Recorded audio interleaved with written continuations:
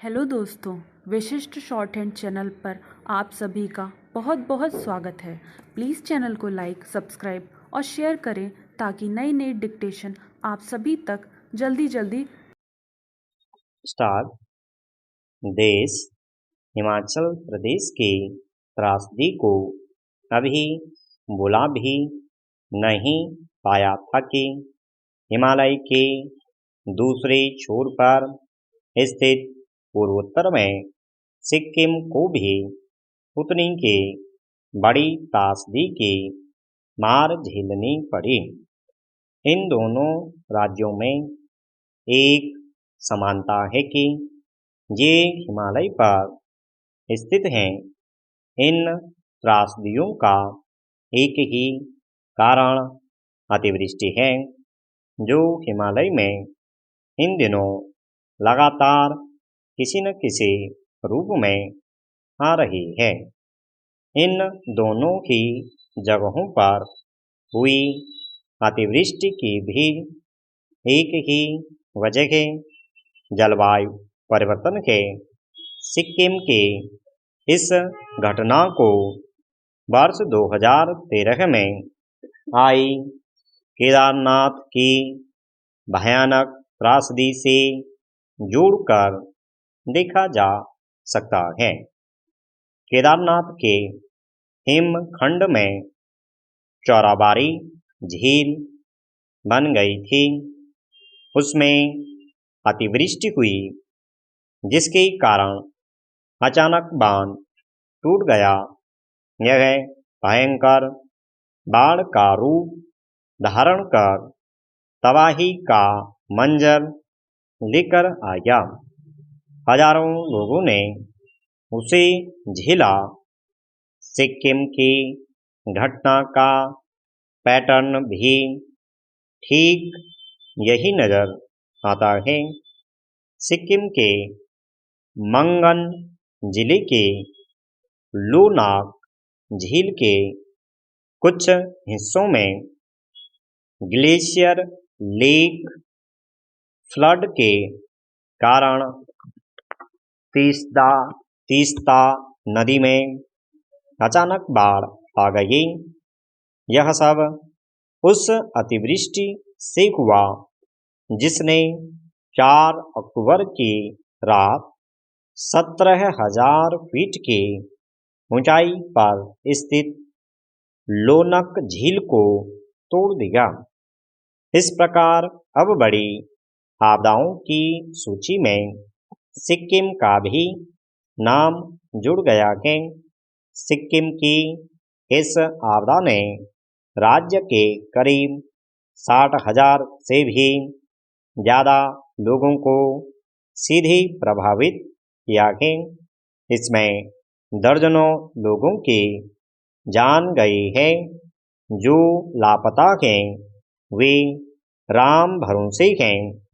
इनमें कई लोग सेना के भी हैं। इस घटना में 1,655 मकान और 14 पुल सीधे मटियामेट हो गए हैं। साथ में 3 मुख्य जल विद्युत परियोजनाएं बह गई हैं, जो तीस्ता नदी से जुड़ी थी। इसके साथ राज्य का मुख्य नेशनल हाईवे 10 बुरी तरह प्रभावित हुआ है।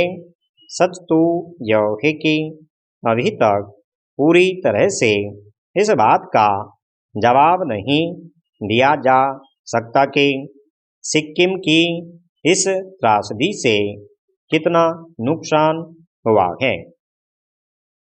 वास्तव में केदारनाथ और अब सिक्किम की त्रासदी ने यह तो बता ही दिया है कि हिमालय के मुकुट में हिमखंडों से बनती झीलें अब सुरक्षित नहीं समझी जा सकती।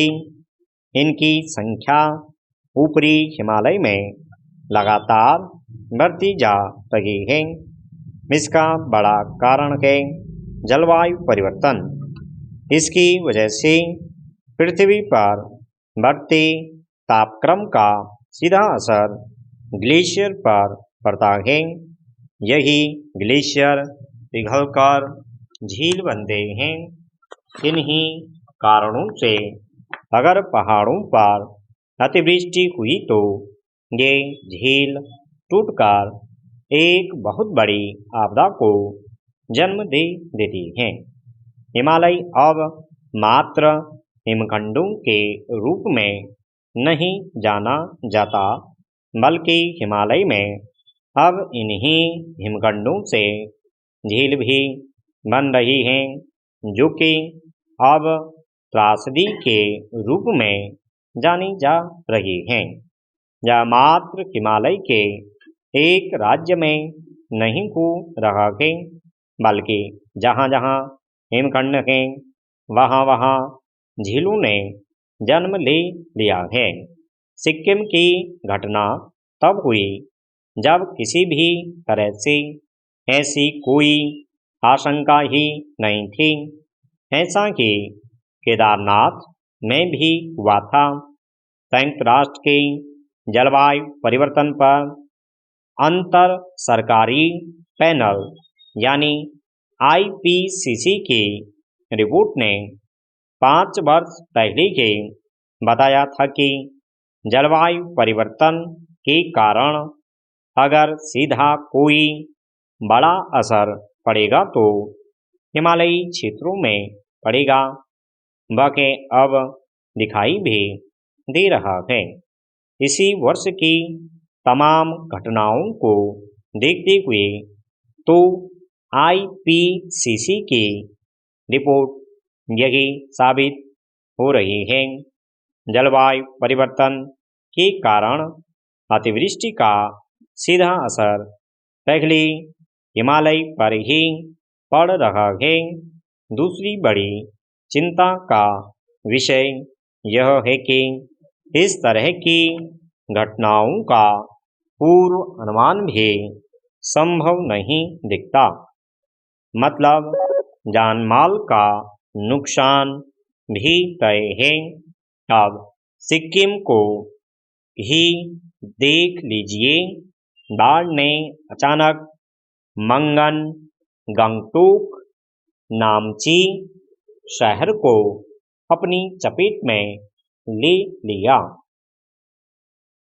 पिछले कुछ वर्षों से सिक्किम की पहचान पर्यावरण और पारिस्थितिकी के मोर्चे पर संतुलित राज्य के रूप में रही है।